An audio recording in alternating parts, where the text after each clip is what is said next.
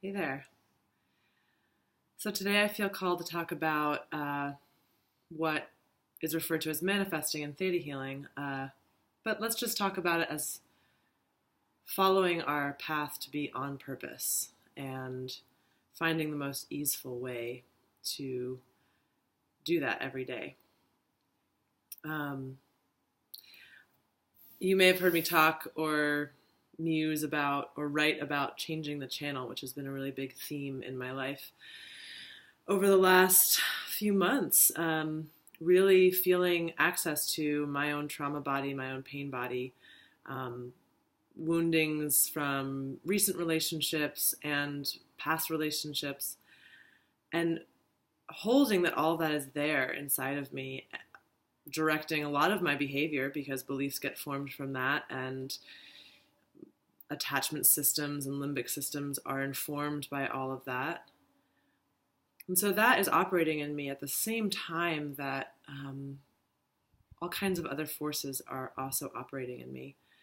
And I began to get this sense of what a healer called in me warrior energy, this warrioress, this warrior kind of strong alignment through the center of me. And this healer I worked with said, you can align with the trauma and the pain body, or you can align with the warrior.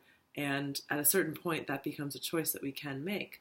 Now, if we're deep in trauma, if it's very current, that choice isn't necessarily there, and that's fine. That means that there's actually some deep healing to do, some deep attention that wants to be paid to the pain body. Great, do that. And at a certain point, is there a way that we can turn our attention to a different frequency and to a different vibration? And this is one of the things that theta healing has helped me do very well, which is like we work on our beliefs, we work on all of these things that were formed in us to keep ourselves safe way back when, to keep ourselves from experiencing pain the way we've experienced it before.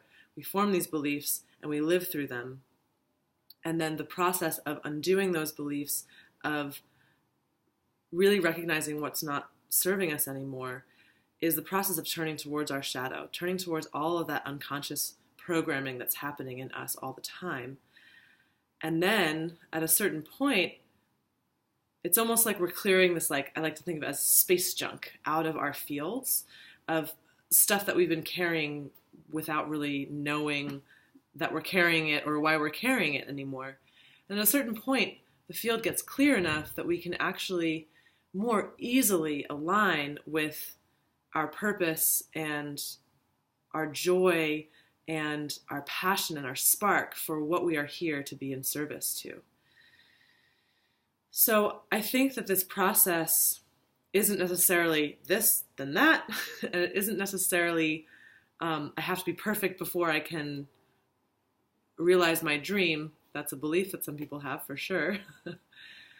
But there's a spiraling nature I find in this, or a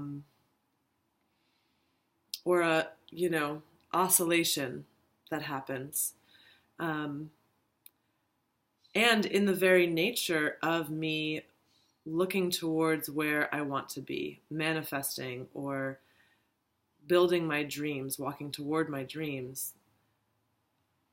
The very nature of moving in that direction may also bring up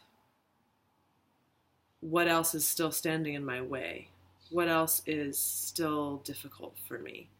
And so I've been talking about changing the channel, right, of like orienting to this higher vibration of dreams realized.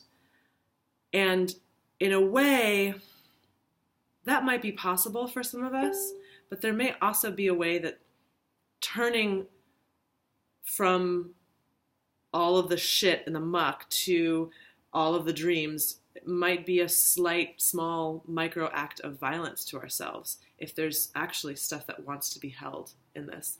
So another way of looking at it, as opposed to just changing the channel, it's actually saying, this is all my channel. And all of these hardships and struggles that I've lived through, whether it be trauma or stress or failure or whatever it is, all of these pieces that we've lived through are actually informing where we're going, are actually really the breadcrumbs that we can pick up and chuck out of our way as we find our flow and our ease with our path. So I suppose my invitation is, in whatever ways possible, to celebrate the stuck moments that you find, so that we can look at those as clues for where we're going. Happy Friday, everybody.